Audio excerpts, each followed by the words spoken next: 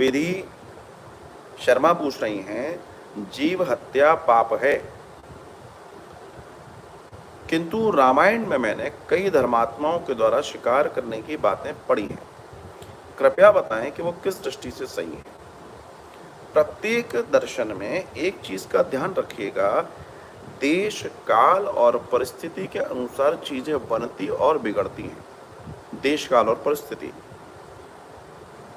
स्वामी विवेकानंद ने इस बात की चर्चा अपने गुरुजी से कहा कि मैं विदेश जा रहा हूँ और वहाँ का खान पान, वहाँ की चीज़ें मैं कैसे मैनेज करूँगा। तो उन्होंने कहा अगर तुम अपने धर्म को स्थिरता से मानोगे, सिद्धता से मानोगे, तो तुम्हें वही चीज़ें मुहैया होंगी जो तुम चाहते हो। वैसा हुआ। रामायण काल में, मतलब त्रेता और सतयुग की अगर चर्चा करें, द्वापर की चर्चा करें, तो कई प्रथाएं थीं, कई अलग अलग दर्शन थे। किसी भी जीव की हत्या कहीं से भी ठीक नहीं है, इस जीवन में ध्यान रखिएगा। लेकिन एक राजा, मतलब क्षत्रिय वध कर सकता है। Try to understand my point.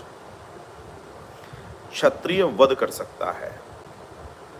परमात्मा को भी ऐश्वर्य चाहिए, क्योंकि उसको काम करने के लिए धन, संपत्ति, संपदा, राज्य, शासन सब चाहिए। इसलिए वो बड़े अवतारों के लिए राजा का बेटा बन के आता है। क्यों?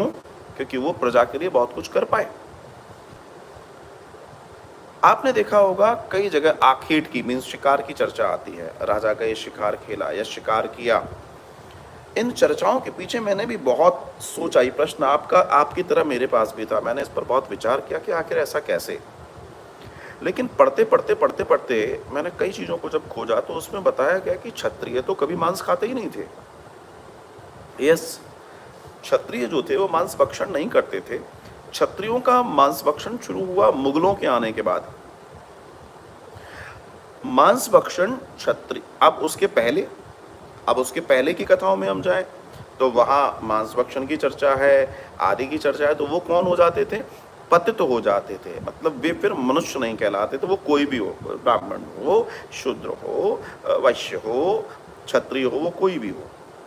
तो जिस आखेट की चर्चा बार बार की जाती है, दरअसल उस समय के अंदर आज आप सोचिए, अभी आपने देखा होगा गुजरात में, महाराष्ट्र में कई बार आप वीडियो देखते हैं कि तेंदुआ, कभी सिंह, कभी शेर रोड पर आ जाते हैं। क्यों आ जाते हैं? जबकि गिनती के बचे हैं, गिनती के बचे हैं तो रोड पर आ जाते हैं। क्यों? क्योंकि हम उनके इलाकों में घुस गए, हम उनके जंगलों में घुस गए, कॉलोनियां बना ली, घर बना लिए। Try to understand my point. Now the point is कि उस समय जंगली जानवर कितने होते होंगे। वरना आपको मैं एक डेटा देता हूं, आप गूगल पे जाइए, भारत में आज से 50 साल पहले हाथी कितने थे, भारत में आज से 50 साल पहले शेर कितने थे, भारत में आज से 50 साल पहले हिरण कितने थे, भारत में आज से 50 साल पहले चीज़ें, एक एक चीज़ के ऊपर बात कीजिए। आप जानकर आश्चर्य में पड़ जाएंगे और ऐसे डेटाज आपको मिलेंगे, आप कहेंगे ये क्या है। मतलब वो कई गुना थे। अगर वो कई गुना थे तो जाहिर सी बात है कि अगर हम इस पर चर्चा करें तो उस समय जंगली जानवरों के द्वारा शिकार भी बहुत होता होगा। तो राजा का धर्म था कि उन जंगली जानवरों का वध जरूर करें जिनके द्वारा रिहायशी इलाकों में समस्या हो रही है। और वे आखेट करते थे अपने आसपास की, और वो कहाँ आखेट करते थे? अपनी परिधि में। अगर वो आखेट नहीं करेंगे, अगर वो उनको नहीं मारेंगे, सेनाओं की सेना उतारते थे पशुओं को मारने के लिए। कारण क्या था? कि जीव रह पाए। लेकिन किसी जीव की, क्योंकि मनुष्य के पास कर्म और भोग दोनों है, जानवरों के पास सिर्फ भोग ही भोग है। तो जानवर को अगर कोई राजा, कोई क्षत्रिय या किसी इस विशेष कार्य से मारा गया है कि साहब इसकी वजह से कई जान खतरे में है, तो वो विरोध नहीं है, मीन्स वो पाप नहीं है। क्योंकि वो जैसे कोई नर कहते हैं ना, उसको मनुष्य का खून लग गया, नरभक्षी हो गया, तो नरभक्षी मीन्स उसको तो मारना ही पड़ेगा, अदरवाइज वो तो दुनिया को मार देगा। उनके द्वारा ये कार्य किए जाते थे। फिर आपने सुना होगा, फिर आपने जब रामायण पढ़ी, अगर आप वाल्मीकि की चर्चा कर रहे हैं, तो फिर आपने बलि के बारे में भी सुना होगा। लेकिन बलि को वास्तव में जिस तरीके से बताना चाहिए था वैसे बताया नहीं गया। बलि क्या है इसको भी समझ लीजिए। जब बहुत महान यज्ञ होते थे, बहुत महान यज्ञ, तो उसमें जैसे अश्वमेध होता था, अश्व की बलि होती थी या दूसरी होती थी। तो बलि कैसे होती थी?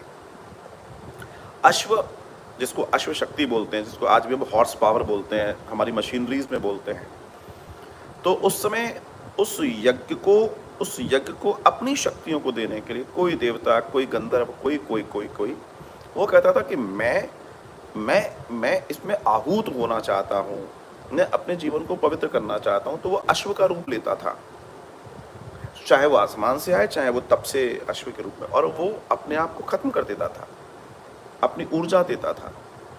सो दिस सिस्टम, मगर फिर मैं ये कहूँगा, ये कब का सिस्टम था? ये त्रेता का, द्वापर का, तब का सिस्टम था, आज का सिस्टम नहीं है। आज तो कलयुग केवल नाम आधारा, सुमर सुमर नर उतर नहीं पा रहा। आज किसी बलि की जरूरत नहीं है, किसी महान बड़े बड़े वाजपेयी अश्वमेध यज्ञों की जरूरत नहीं है। आज तो भगवान के नाम की जरूरत है। आप नाम लीजिए, आप पुराण सुनिए, कथा सुनिए, आपका कल्याण हो जाएगा। ये सब करने की जरूरत नहीं है। तो देश काल स्थिति के अनुसार ये चीजें हैं, तो ये समझना बहुत जरूरी है। अब आपने चर्चा सुनी राजा दिलीप की।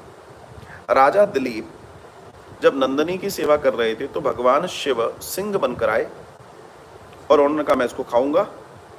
राजा दिलीप ने कहा नहीं, मैं नहीं खाने दे सकता, मैं एक क्षत्रिय हूं, मेरे आगे आप गौ माता को कैसे खा लोगे? राजा दिलीप से कहता है मैं तो भूखा हूं, मैं तो खाऊं। तो राजा दिलीप क्या कहते हैं? मैं इनका वध नहीं होने दूंगा, तुम मुझे खाओ। तो राजा दिलीप मांस काट काट के रख रहे, ये भी तो एक दर्शन है। राजा दिलीप जो सशरीर स्वर्ग आया जाया करते थे, क्या सिंह को मार नहीं सकते थे? लेकिन शिव प्रकट हो गए। ऐसी भी हजारों कथाएं हैं, ऐसी भी हजारों कथाएं हैं जिन्हें समझना और जानना बेहद जरूरी है साहब। सो बहुत अच्छा प्रश्न है आपका। मैं आपके इस प्रश्न को प्रणाम करता हूँ।